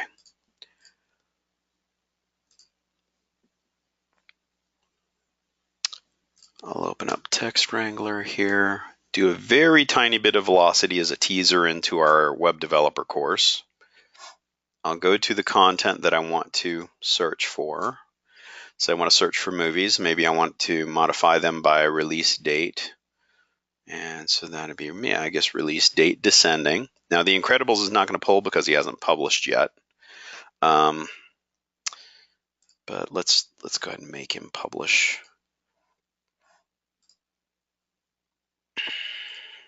Go back to July. We want 3 movies in our listing here. So okay, now he's published. And so now we'll reorder by release date again. We want it descending. It makes most sense for a movie listing, right? And then I just come down here next to this little search tab and I click show query. Okay. I'm going to grab the for each, and this is going to be my, if I haven't reached the page by going to the detail page, then what am I going to do? Okay. So I'm going to start doing a little bit of velocity. If that, and this is that special variable that your URL mapping will set, and that's called URL map content. Okay, that will automatically be set by the listener, by the mapping to the detail page, automatically. And the path will be /movies/ the URL title to any of our movies we add. Okay, and it will not redirect to the detail page. Just the detail page has to be smart enough to handle the vanity URL mapped, content. Okay, so if URL map content, then go ahead and give me my URL map content. Else, give me a movie listing. So it's better than saying, ooh, I don't know how you got to this page, right? So I'm going to do the movie listing. Then I'm going to end my if statement. I'll tab this in, and I'll say movie. For each movie in my pull of movies, we'll go over this and explain this in detail in our web developer. Then I'll just say H2.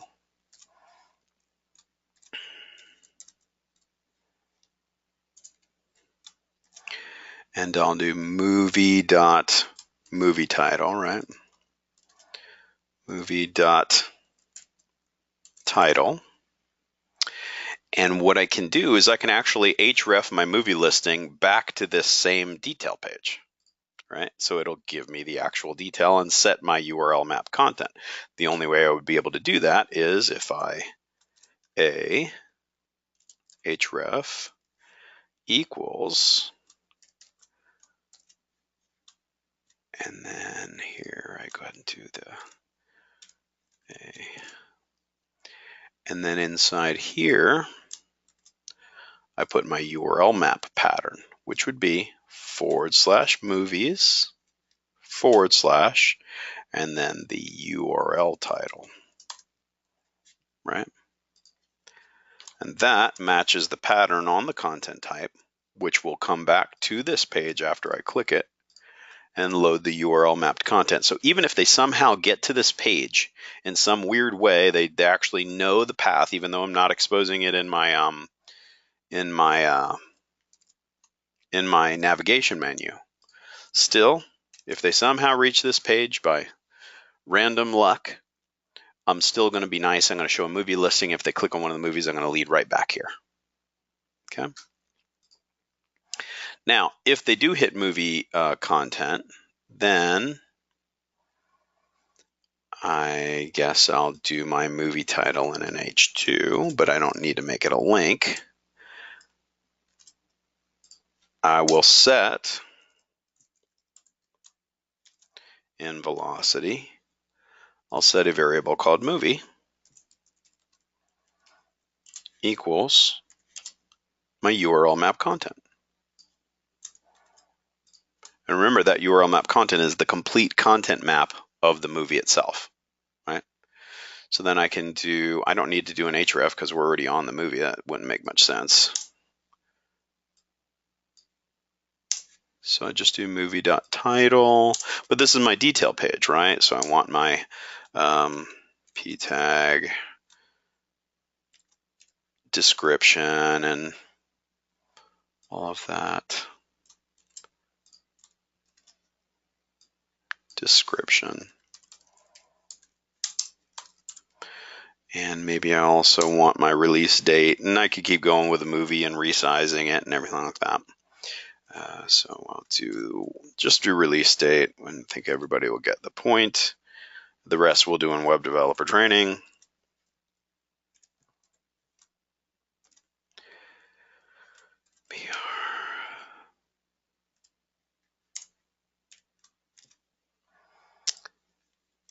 And I'm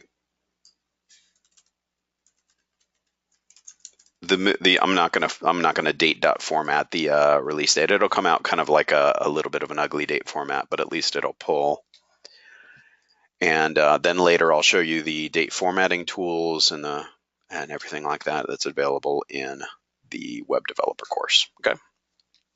But I'm still going to follow best practices on how do I get this content over to my server. So I am going to log into my local host here using WebDAV. I'm going to connect to the server.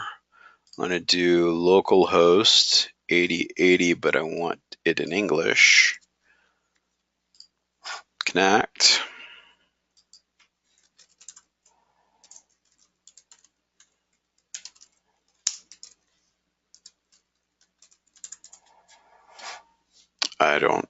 I pretty much don't develop any other way. And now that that connection is there, I'm going to save this VTL file directly on the server by saying File and Save.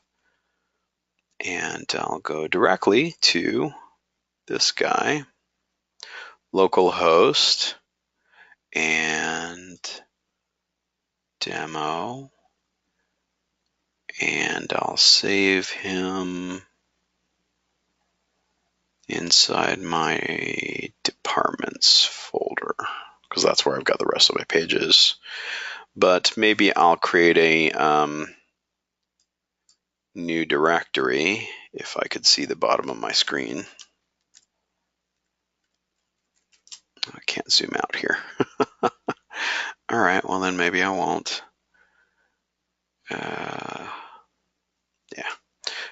I'll just save it here. And I'll save it, call it movie detail.vtl for velocity template language. Okay. And I'll save it right there by pressing enter since I'm too zoomed in to see the bottom of my screen. Okay. So I've saved it directly to the server. So I should be able to go here to the server, and now I'll go ahead and put it in a VTL file. Here's the movie detail VTL right here, right? And then new and folder and VTL, save, And what I'll do is I'll actually close out of my WebDAV folder. I'm going to cut him, put him neatly into this VTL file, and then I'm going to parse him on the page. And I'll paste him, move him over here, and now, because I didn't move his location, I think it's better that I just, I close the file, I'll open recent. Well, actually, I'll go to open since he changed. And let me just make sure where I am on my host. And departments, VTL, movie detail.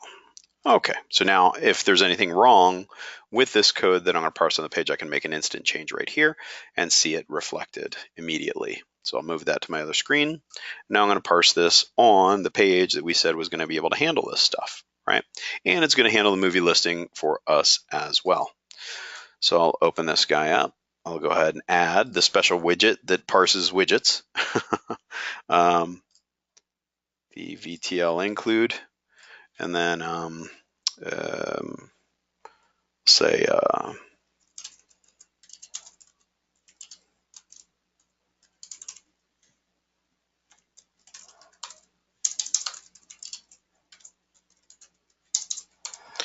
and I'll browse for that file. Go to departments, VTL, movie detail, save and publish, and then that parses the code in that file on the page, and now I get my listing because I am actually on the page. And the best way to see this, let me make sure that the page is published. Okay, best way to see this is from the front end. So I'll go to incognito window here, and I'll go to localhost 8080 /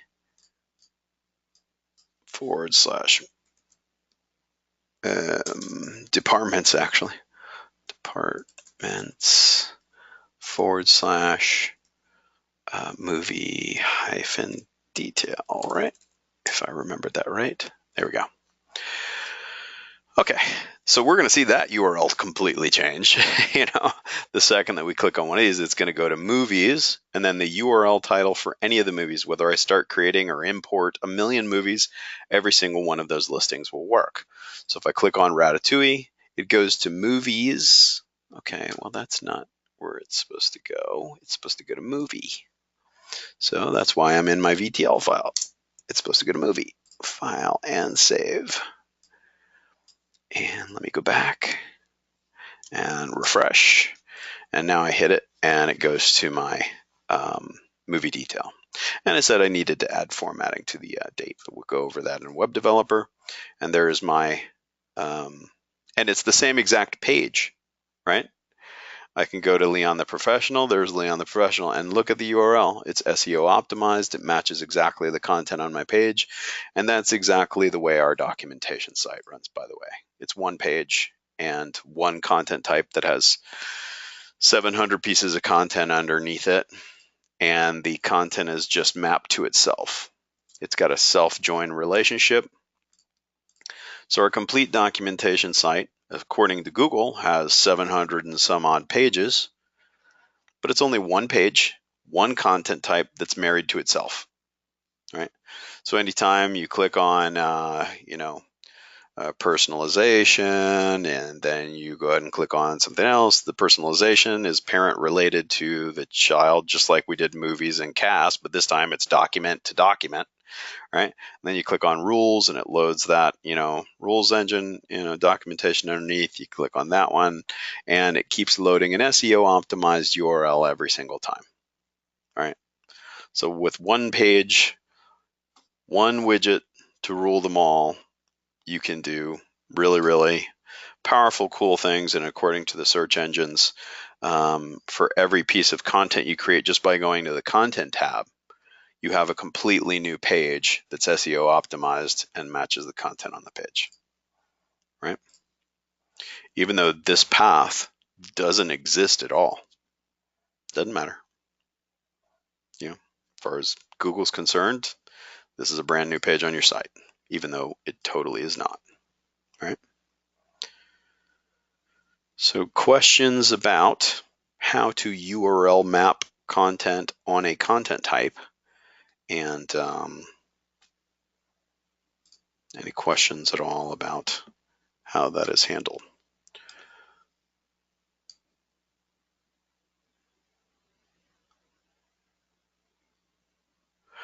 Okay, there was a question that came in earlier about permissions. Is it possible to go ahead and give somebody publish permissions but not edit permissions?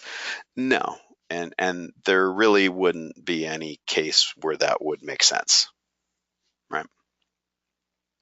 Because everybody has to be able to save a draft version, right, before they publish. And you don't want to always say everything you create is going to be live on the website the very first time you save it. Yeah. So we make sure that you can't do that so that you don't end up being really mean to your content contributors, right? Because there's not a use case where that would be a good thing to do. So don't worry, we got you covered there. If you click on publish, it automatically checks the save.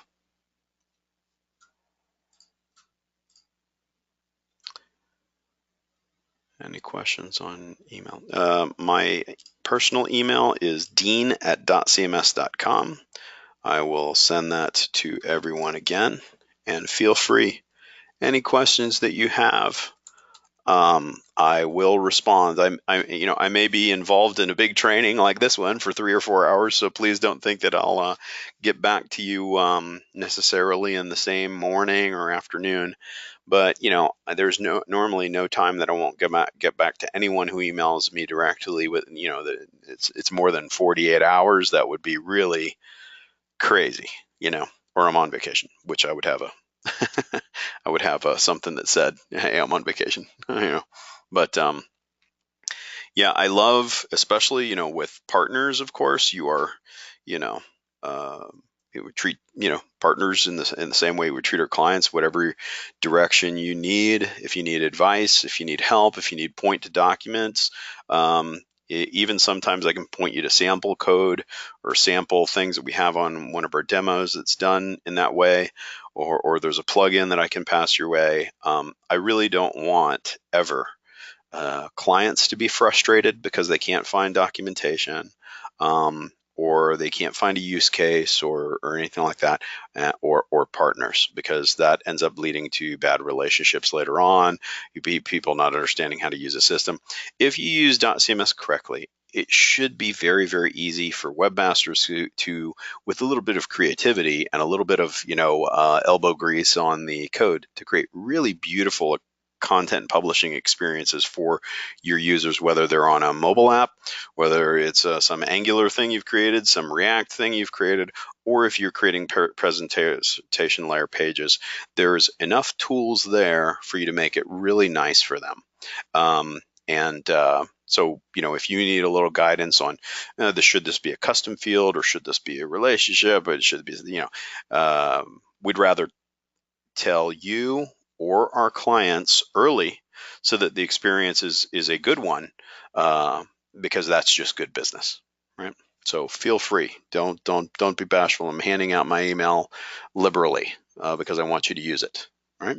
So now, if you tell me, Dean, build me a widget, I might say, wait a minute, I'll send you some doc and give you a head start on it, but I'm not going to become a part-time coder, but it's normally the reverse. Nobody really takes me up on it, or very few people take me up on it because they're worried. And I appreciate that. They're worried about, they're going to be bothering me, and then I'd complain and tell on them or something like that. No, I want to hear from you. And if you're frustrated in any way, or you're not sure how to enable something for one of your clients, I'd much rather hear before a client's frustrated on what you build for them than telling me early on that you really need to sit down and talk.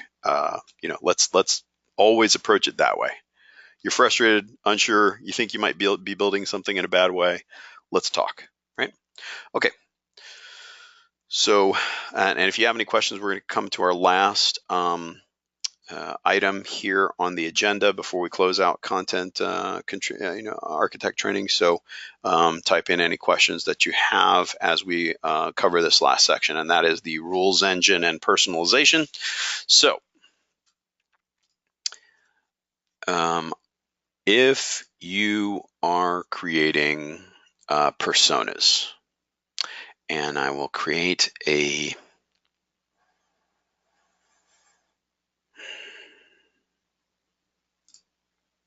brand new piece of content first, a new persona.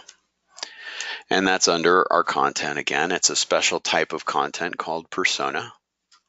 You can create many persona content types if you wish, although I can't see why you would want to add more fields, but you could. Okay. Right now we have financial kind of personas created, but I added movies, so I am going to create a new persona called animated movie lover. Okay. The second I create this persona, it gives a special key tag down here. It's a custom field. You could edit it, but. And I'm going to put a picture of Ratatouille here. I don't know. Okay. Put this guy here.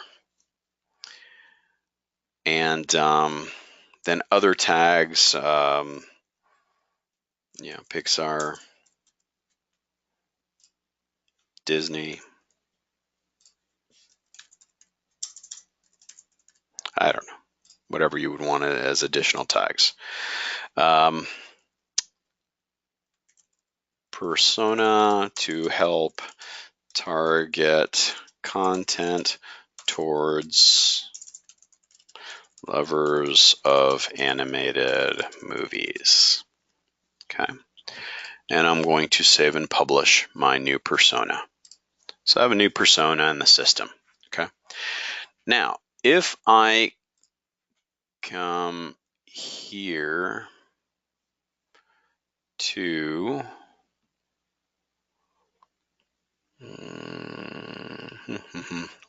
let's pick something that's already got tags on it and already has a personalized pull. So we'll go to news, because the news is actually using a pull personalized. And I'm going to create a new headline. Okay, so we'll take that guy and we'll call this movie review of a new Pixar movie. Okay. And in my tags, after I create that persona, I can then tag content in my system with that persona. So I'm going to call it start typing NANI, and it automatically not only shows me the tag, but you can see the little persona icon next to the tag. And this is a 100 weight tag. So it really, and you can configure that to have a different number of, associated with it. And then an algorithm calculates the total sum on the visitor all the time, and determines, because you could be associated with multiple personas, and then it's which one have you which one has the most weight. How many times have you clicked on content that's been tagged in this way or has other associated tags, and it'll constantly keep a score. And based upon your visitor object, based upon where you are in the world, based upon what you've clicked on, times a million, and you can start, kind of intuitively adjusting your content.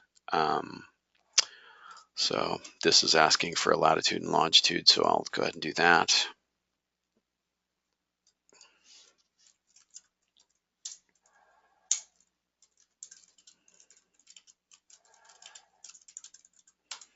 Animated movie lover content. And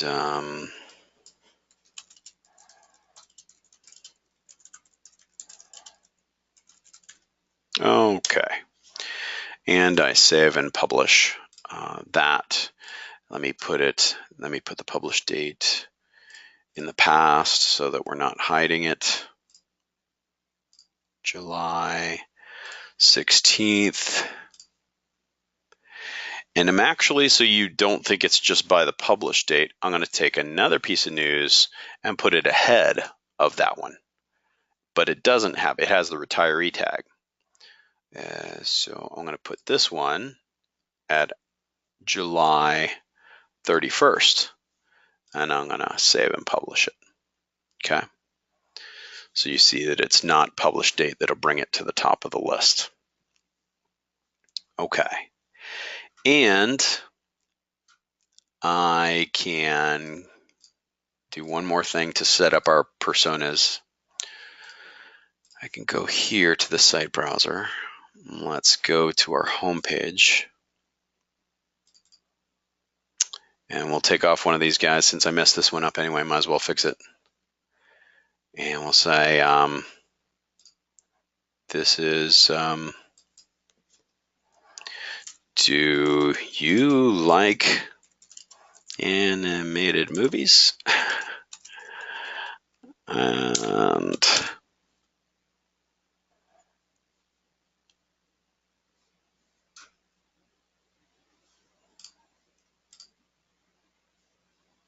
okay, as for Buell, kind of. Oh, it didn't lock for editing.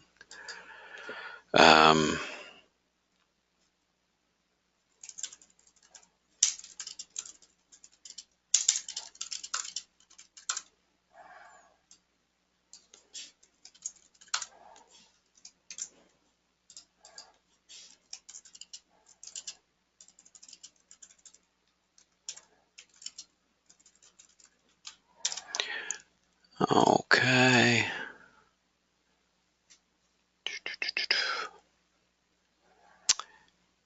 And we're going to take this to our movies page, which was departments.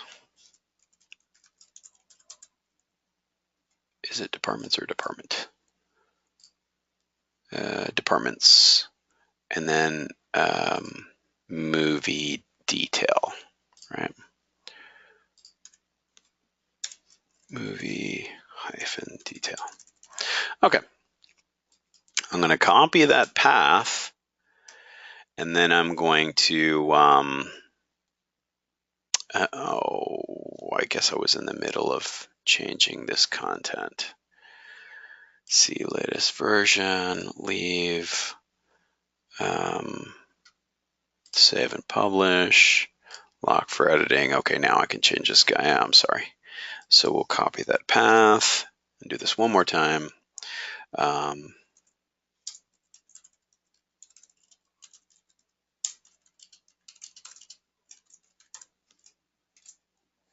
There we go. And save and publish. Okay, now we're all good. And now this is going to be my trigger, right? And I also have that fly out and stuff like that I can click on, but that's kind of cheap. So we'll do it in a more real way. Now we would come over, now that we've kind of got some content labeled in a way, and we've got, some triggers. I've got to click on a page. I've got the link already stored. Then I come down here to marketing, and I go to rules, and I can start setting up some rule behavior, right? So I'm going to set this up for demo.cms.com. I'm going to add a rule, all right?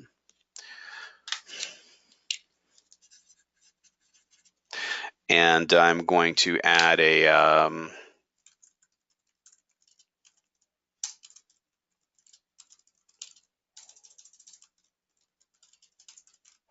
animated movie lover rule. And I'm going to have it act on every page. And I'm always going to be listening. And if the current URL is /departments/movie detail, and I could add a whole bunch of other, conditions. I could put and or, and then, or I'm in Costa Rica, and I could say, visitor's country is, and set wherever in the world, or I could say if your browser language is English or any other language, or if my device type is a game console. million different things, and you can add and extend and add your own custom conditions and add your own custom actions. Super easy. We already have the endpoints ready for you to just drop them right in, and you can access them through REST. So it's really robust and really, modern in its development, and even this portlet is done in Angular. So, okay. So I'm going to say the current URL is departments movie detail. Then what I'm going to do is I'm going to set a persona, and I get to choose my persona, and there's my animated movie lover, right? Now, whenever I set the persona, I already have the news page pulling by respecting personalized content. Now, the last thing I have to do after I set up this little trigger rule that if your current URL is my little movies page, then I'm going to set the persona to, now that probably should be the Ratatouille URL, but, or, some URL that, shows interested in, in a specific, it should be titled better is all I'm saying. But we're going to turn that rule on. Now it's active. So now if I actually visit from the front end, it's going to trigger that visitor persona to be set. So I am now going to close that out. Close that out.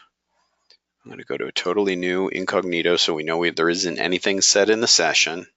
Localhost 8080, hit the front end. And no persona is set, even though I can see in my flyout here that I've got my little Ratatouille guy there, my animated movie lover. I don't want to click on him because then that'll set him, but I want it to be set naturally, right? So now what I could do is if I click and I show interest over here, and I click on it, you can see then it blue highlights my animated movie lover guy. I've instantly been associated, and it already went ahead and took even those secondary tags. And in addition to recognizing that I am a movie lover, animated movie lover, it also tags me with Disney and Pixar because they're the extra tags, and those add even more weight to me being an animated movie lover. And the more content I click on that has those same tags, then the stronger the algorithm becomes on identifying me as that type. Now, the second that I click on news, then I should see, yep, he's first. Whereas if I come over here and I click on something else, global investing, right? It switches my persona over to the global investor. And now I go back to news, and then it's Germany and wherever my animated movie lover is, he's way down at the bottom below this other stuff. So our news listing is actually doing a pull in a way that respects the personalization algorithm, right? And we'll get into that in a web developer, but if we looked at news and events, and we looked at our news index, and then we took a look. Oh, that's my widget. And by the way, we give you a way to create widget content types. We go over this in a web developer, so you can have your content publishers actually create their own news listings based upon your parameters. And this will create a new dynamic news listing without any code whatsoever. There's tons of no code options, like placing a YouTube widget, placing this this type of widget, and you can write it yourself. We just thought, okay, what types of widgets might people want to see no code create? And we just create the VTLs for them, associate them with a widget content type, and there you go. But if I want to actually dig into the actual VTL and see that personalized news listing, I could Control A, Control C, and we're not going to get into it. I'm just going to show you where it is in the code so you can see how this is different from a regular poll. I don't want to mess up that, so let me just go here and Control F, personalized. And there is the .content.pull personalized. And that automatically activates a little algorithm to respect all of those tags on the content, right? And respect the visitor object and do weighted tagging and all that good stuff. All right. So more to come in Web Developer. And I do believe that that's it, other than covering that in a Web Developer, we also, how do you get the visitor object? How do you find that? And here in our documentation, we do have,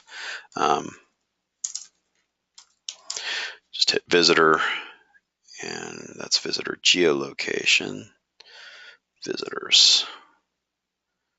And down here, there's a chart. Yeah. You can literally just do this on your page, to find out what persona is associated with the user, visitor IP address, visitor locale, so I could actually show you that here real quick. I'll do a widget right here, simple widget. And we could just put, persona and put, oh, I don't want that. Visitor dot persona br location visitor dot locale, and then you'll see where I am in the world. And this is visitor object info. And then we can see this. I just have to click over here. And maybe I have to look in live.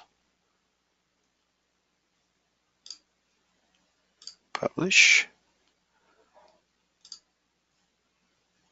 And then maybe look over here. And there we go, on the front end. So yeah, my visitor.persona, it's got a lot of info associated with it.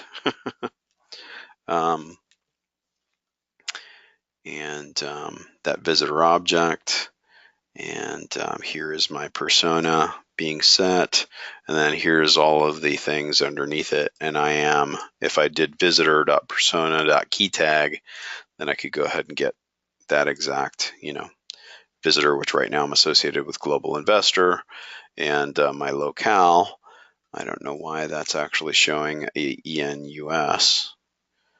Oh, that's what's my language in my browser.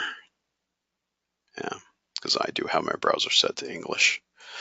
But yeah, you can get pretty much any bit of information that you wish from that visitor object.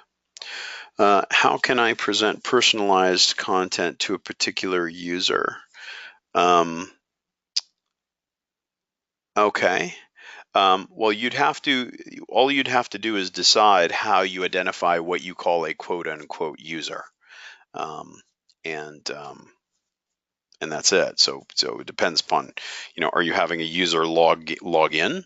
Then that's super easy, because we have a user,